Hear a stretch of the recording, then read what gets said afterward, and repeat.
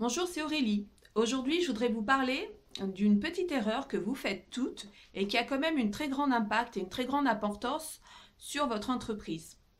C'est notamment valable pour les esthéticiennes qui ont pignon sur rue, qui ont une vitrine ou une porte d'entrée vitrée. Parce que vous êtes très gentil et très aimable, vous acceptez que des gens vous laissent des affiches à mettre régulièrement sur vos portes d'entrée ou sur vos vitrines. Je comprends, parce que souvent elles vous sont données ou demandées par des gens que vous connaissez ou par des clientes. Je comprends que vous acceptiez. Le souci, c'est que bien souvent, comme vous ne savez pas dire non ou comme vous n'avez pas trouvé de solution alternative à ce problème, eh bien vous en avez des pleines portes ou des pleines vitrines. Le gros désavantage que ça comporte, c'est que moi, en tant que cliente, si je ne connais pas votre entreprise et si je n'ai pas encore osé pousser la porte d'entrée, si je ne peux pas me faire une idée de l'Institut de beauté, de son intérieur, parce que lorsque j'essaye de jeter un coup d'œil, eh bien je suis complètement masquée par tout un tas d'affiches avec plein d'informations différentes, puisqu'il s'agit bien souvent du bal des pompiers, de la kermesse, de je sais pas quoi. Ben, le gros souci, c'est que ça va être un très gros frein pour moi, cliente, à oser entrer dans votre institut de beauté. Parce que lorsque je suis sur le trottoir et lorsque je jette un coup d'œil, j'ai déjà un premier sentiment qui m'invite ou non à entrer dans votre entreprise. Ça, c'est quelque chose dont je voulais vraiment parler avec vous aujourd'hui parce que je l'ai rencontré à de nombreuses reprises et ça a fait l'objet de nombreuses fois d'un conseil que j'ai donné aux esthéticiennes. En l'occurrence, si je visite, si je suis en promenade, même ça m'est arrivé de le dire à des esthéticiennes que je ne connaissais pas, parce que c'est vraiment très handicapant. Imaginez-vous un peu, je vais prendre des feuilles blanches aujourd'hui, mais c'est vraiment pour que vous vous rendiez compte que là, en l'occurrence, c'est ce que moi, de la rue, je vois de votre entreprise.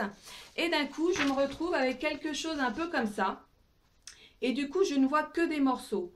Et lorsque je ne vois que des morceaux de ce qui se passe à l'intérieur, eh bien, c'est pas très rassurant pour moi et c'est pas très valorisant pour vous. Ça ne permet pas à la cliente de pouvoir s'identifier à ce que vous faites et de se rendre compte si ça peut l'intéresser ou non. Il y a une alternative à ça, si vous ne pouvez pas refuser ou si vous ne vous sentez pas de dire non, de dire stop, si vous avez peur de froisser les personnes qui vous emmènent toutes ces affiches, il suffit tout simplement de prévoir un cadre que vous allez poser quelque part dans l'espace d'accueil. Et lorsque les gens vont vous amener les affiches, déjà vous allez leur dire que c'est vous qui vous en occupez. Vous ne les laissez pas scotcher eux-mêmes sur la porte. Que vous en mettiez une de temps en temps et que vous la fassiez tourner avec plusieurs autres affiches par exemple. Et il faut qu'elle se situe dans la partie très basse de la porte d'entrée, si elle est vitrée, ou de la vitrine par exemple. Pas à hauteur de vue parce que là ça bloque tout, mais en partie basse. Et éventuellement la meilleure solution c'est donc de prendre un cadre, de mettre l'affiche à l'intérieur et de laisser ce cadre dans un coin de votre espace attente. Ainsi, il se trouve à l'intérieur de votre entreprise et de l'extérieur, on n'a aucune gêne visuelle si on a envie de jeter un petit coup d'œil. Une autre erreur que vous faites aussi beaucoup, c'est de masquer l'intérieur de votre institut si vous avez des grandes vitrines avec tout un tas de rideaux, de choses qui pendent.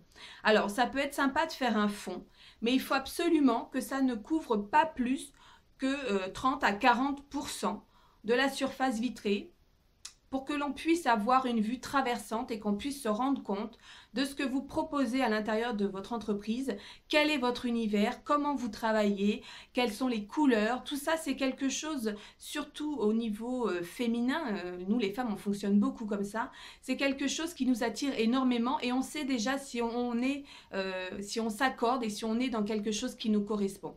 Donc je vous invite vraiment à y réfléchir, je vous invite à jeter un coup d'œil sur vos portes d'entrée, je sais qu'il y en a beaucoup qui vont le faire immédiatement après la vidéo et c'est vraiment quelque chose qui a un impact très fort. En tout cas, moi, en tant que cliente, je peux vous assurer que c'est une pollution visuelle qui me gêne énormément et ça ne m'incite pas du tout à rentrer à l'intérieur.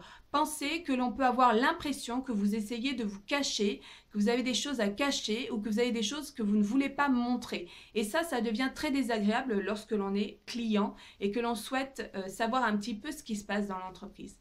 Donc voilà, c'est important pour moi de le partager avec vous aujourd'hui parce que je sais que surtout dans les instituts de beauté en périphérie, ça se rencontre peut-être un petit peu moins dans les grandes villes, mais en périphérie, c'est très récurrent. Voilà, je vous souhaite une excellente semaine et je vous dis à très bientôt.